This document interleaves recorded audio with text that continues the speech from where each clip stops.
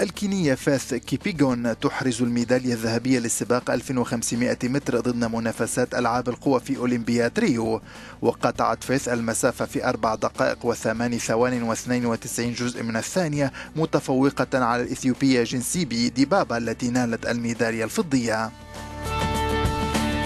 أما في منافسات سباق 110 أمتار حواجز، فأحرز الجامايكي عمر ماكليود الميدالية الذهبية بعدما قطع مسافة السباق في زمن قدره 13 ثانية و5 أجزاء من الثانية، متفوقا على الإسباني من أصل كوبي أورلاندو أورتيغا الذي حصل على فضية السباق.